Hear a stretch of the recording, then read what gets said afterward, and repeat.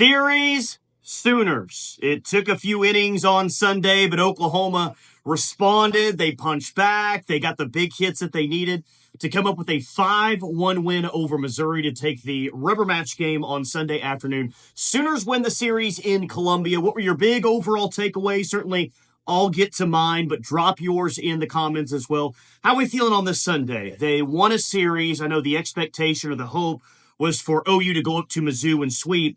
But after their first loss of the season on Saturday, they do come back again against a very hostile crowd in Columbia, Missouri, and they get a much-needed win. So how you guys feeling? Drop those thoughts in the comments. Can't wait to see how we're all feeling on this Sunday evening as OU is now 29-1 on the season and 8-1 in SEC play up to this point. Let's start with the 5-1 win over Missouri on Sunday afternoon. And I'll go back to something that we talked about on Friday. It's, hey, because you only played 5 innings on the Friday game, it allowed the scenario for Sam Landry to come back on Sunday and to come back fresh. And if she has to throw 7 innings, maybe at this point with the Audrey Lowry injury, that she was always going to come back on Sunday and she still probably would have pitched very well.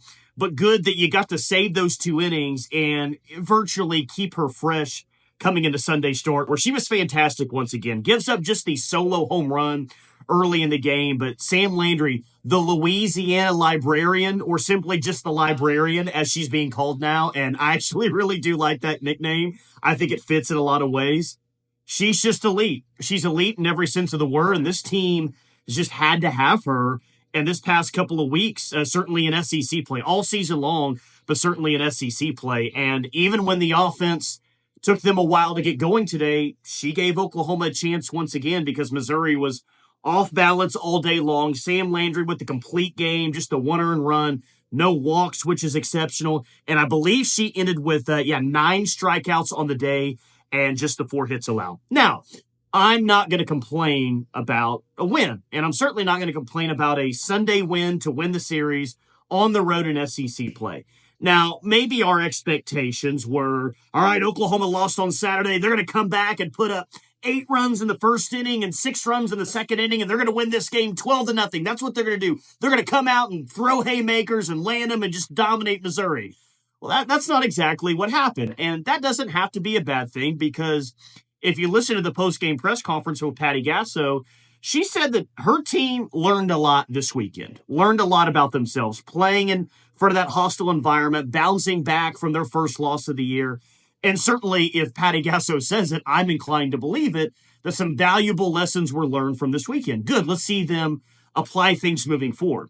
As for the slow start offensively, and I'm sure, all of us wanted a much faster start offensively from this team. And I'm not saying it was an excuse, or it is an excuse, and I don't think Patty Gasso was using it as an excuse, but something happened. Some sort of miscommunication is what it sounded like to me. There was raining all morning in Columbia. They didn't get to the field until 45 minutes before first pitch. So Patty mentioned in the post-game press conference, or post-game radio interview, I should say, that they were very rushed when they first got there. So maybe that's why it took the offense, a few innings to kind of really settle in.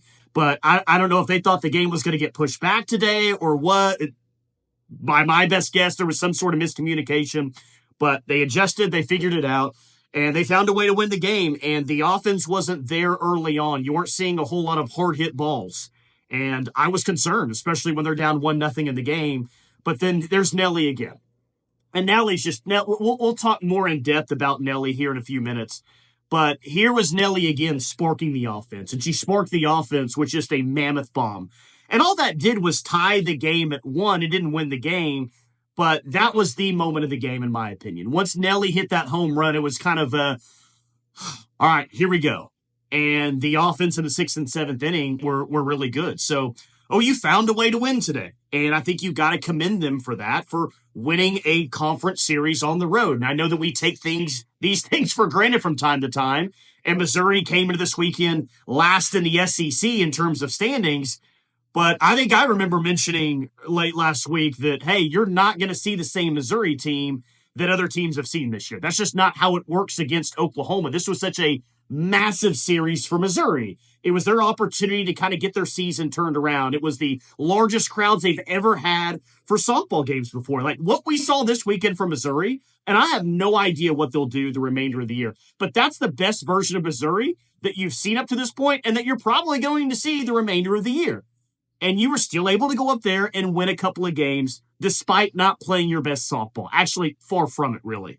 So I commend them for that. No, it wasn't a 10-0 run rule win in 5 innings, but they fought back. They got runs late, and they pulled away when they needed to, which is a sign of a good softball team. So I love that even though the offense was not great on Saturday, and it was their worst performance offensively of the entire season was on Saturday with just the 1 run.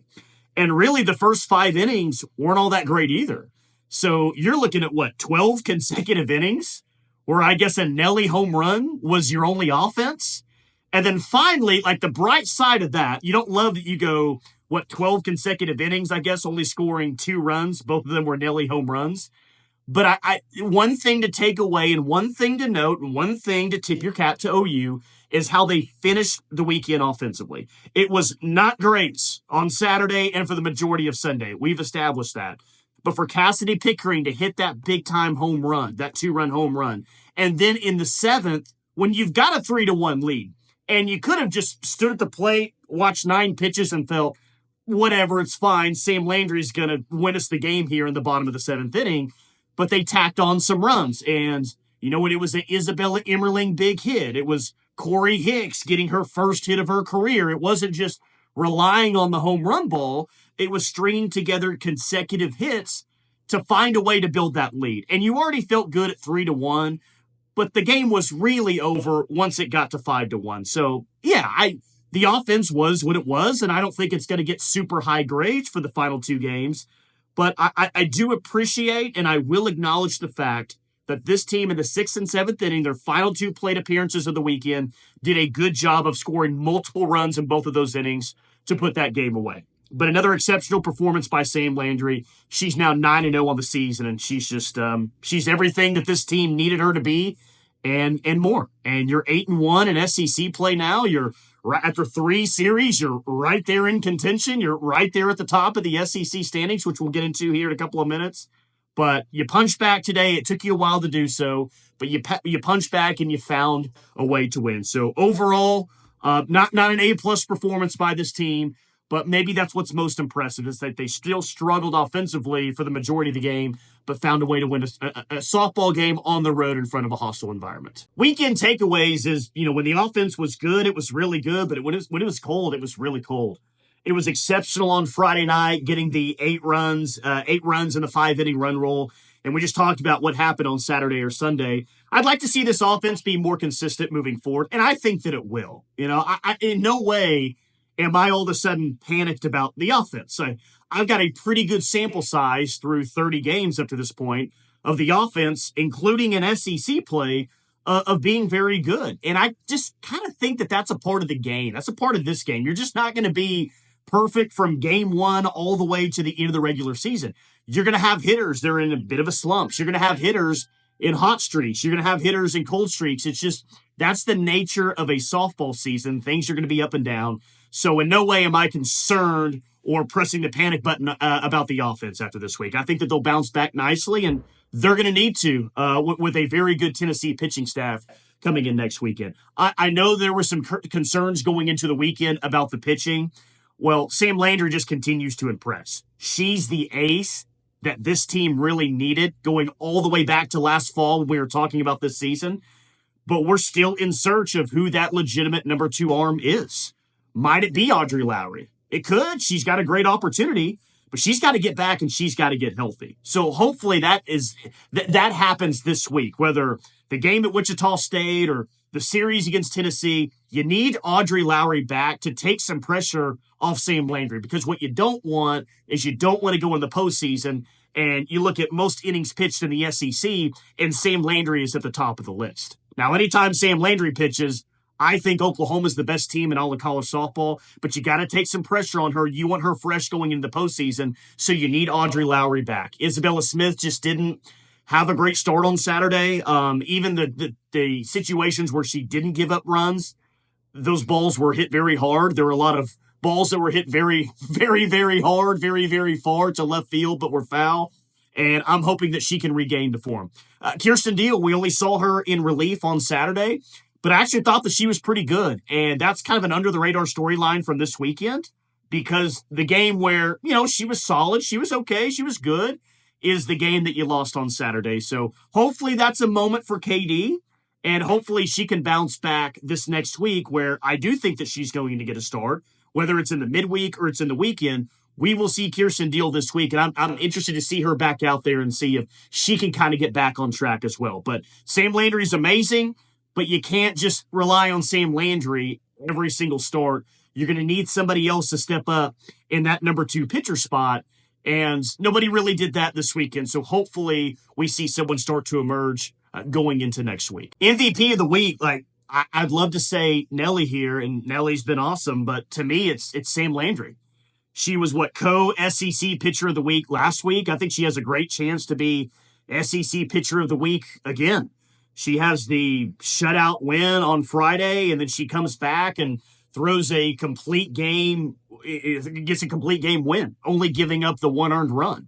So Sam Landry pitches 12 innings on the weekend, gets 2 wins, and only gives up 1 run. And she has a ton of strikeouts throughout it. So I would guess that this is probably an award this week that is either going to Sam Landry or to Nelly. Maybe you can argue someone else, but I think for the most part, those are your real 2 candidates.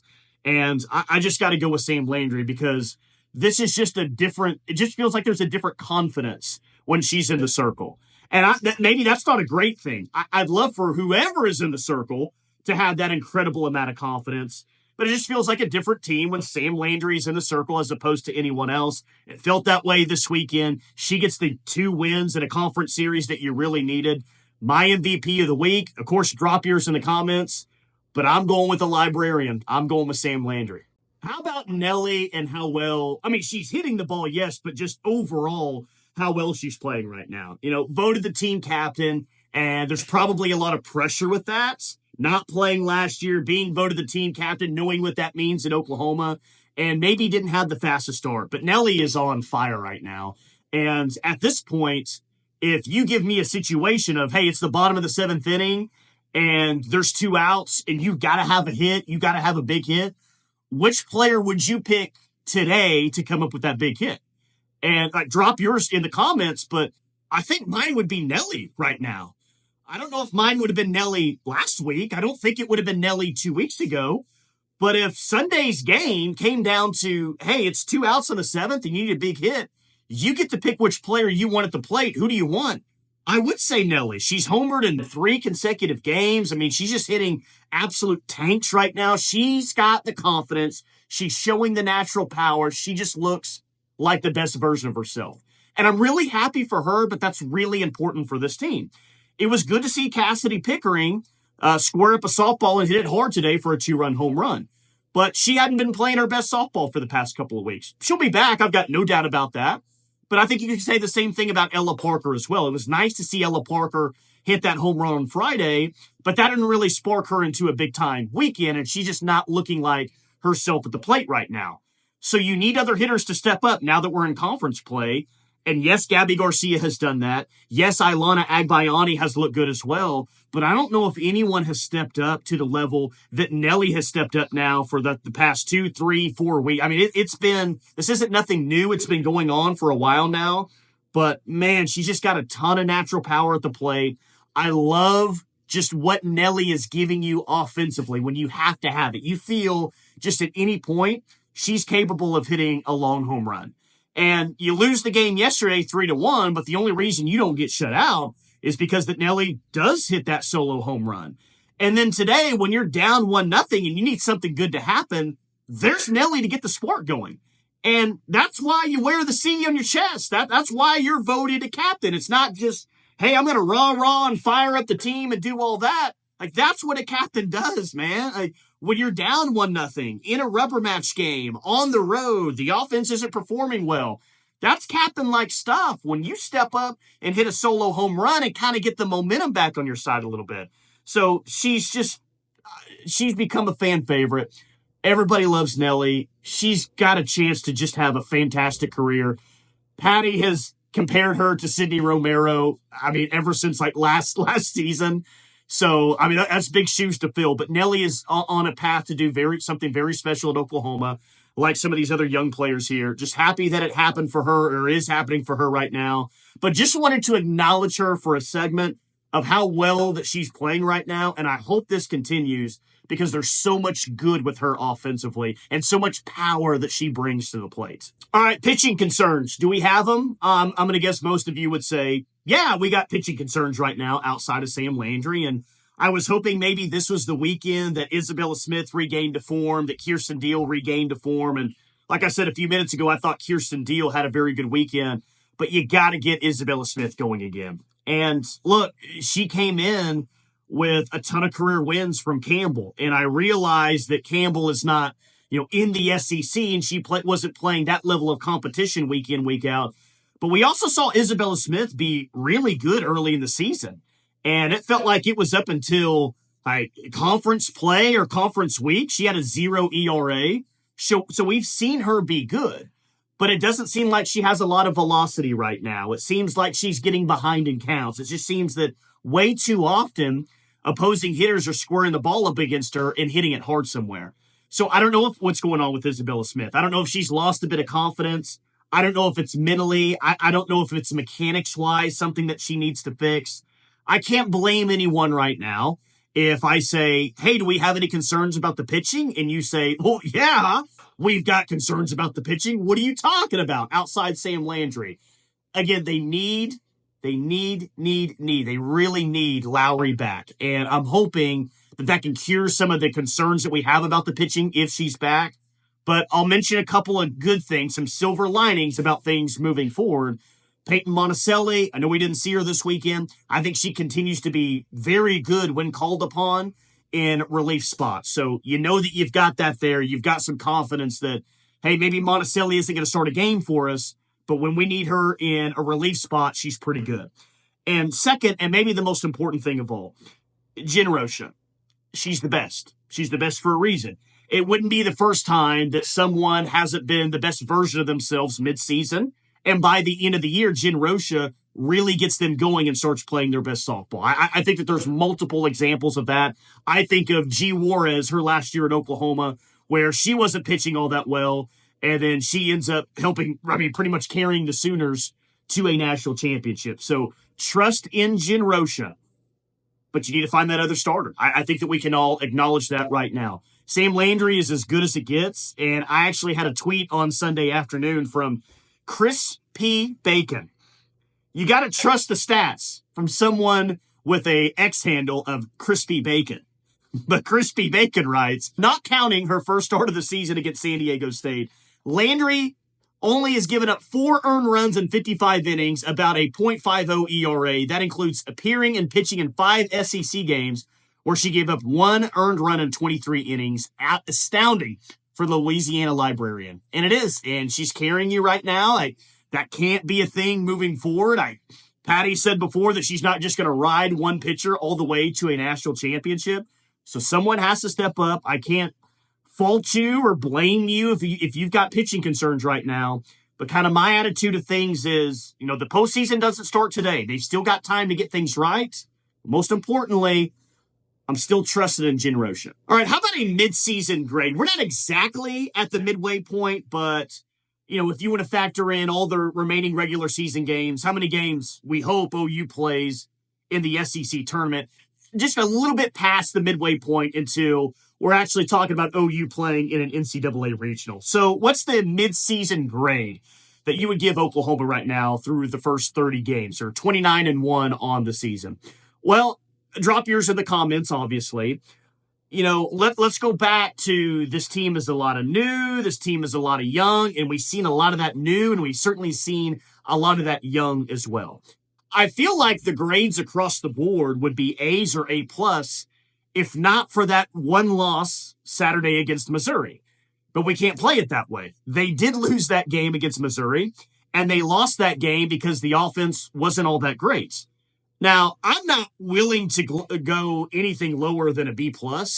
I'm still in the A- category right now because they're in a great spot right now. They've got one loss on the year through 3 SEC series. I think all 3 of those teams are very good. You just saw Arkansas take a series from Tennessee. So 8-1 through 9 games in the SEC. I think that's good. I think it's right where you want to be throughout the first 9 games if you want to win the league. Yes, tougher challenges are coming up, certainly with Texas and Florida and some others as well. But I'm going to give this an A-. Far from perfect, not an A-plus category, but I do think it's been in the A range because I think the defense overall has been good, right? And that's been a big thing in this program for a while. I don't think that they're as good defensively as they were last year, but they're still pretty good defensively. I think offensively, as we've gotten into SEC play, they've looked really good outside of the Saturday game and the first 5 innings on Sunday today. So I think the offense overall has done their job.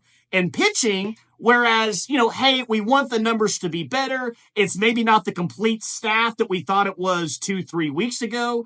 The biggest question mark of this team going into the year, to me, and from a lot of you as well, who's going to replace Kelly Maxwell?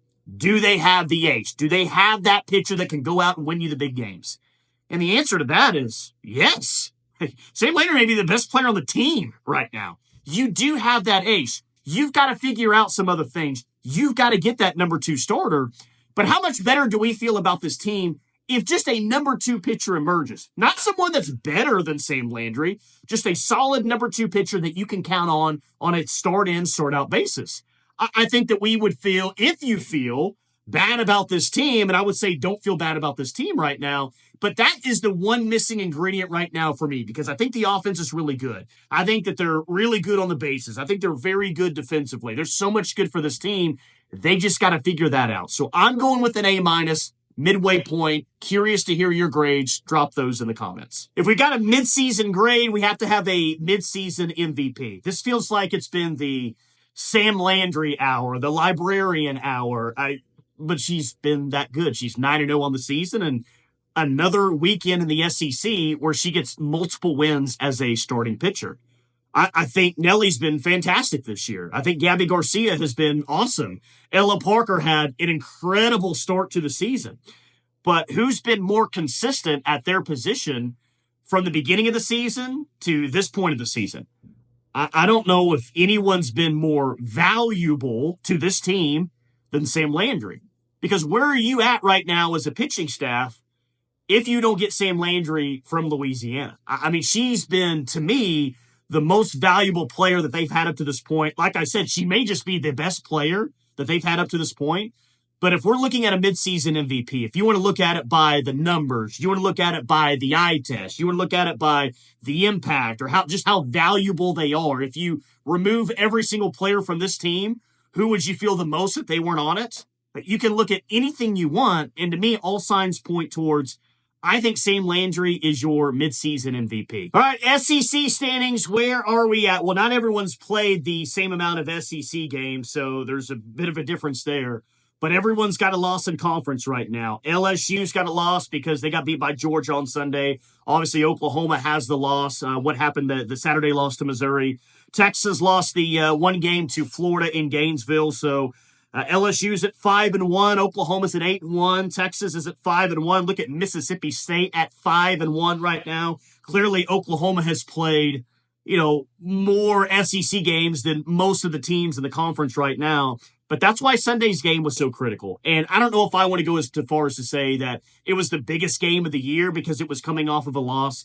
But, going on the road and winning 2 or 3, that's not bad. That'll help you win the SEC regular season. And I think that the SEC regular season champ might have 5, 6, or maybe even 7 losses.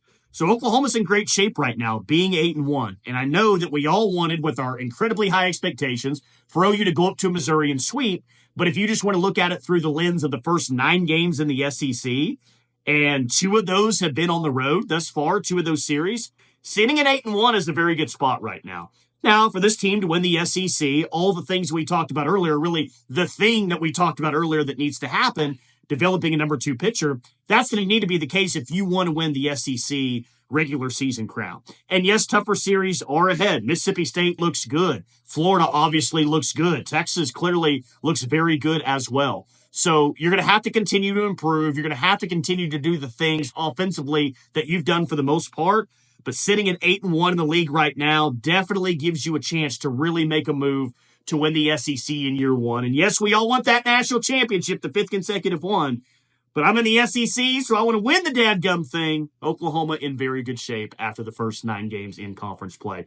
Thank you as always. Hope you had a fantastic weekend. Thank you for watching all of the random public videos from the streets of Santa Fe, New Mexico. I appreciate that, guys. Like the video, subscribe to the channel if you haven't already. But as always, thank you for watching.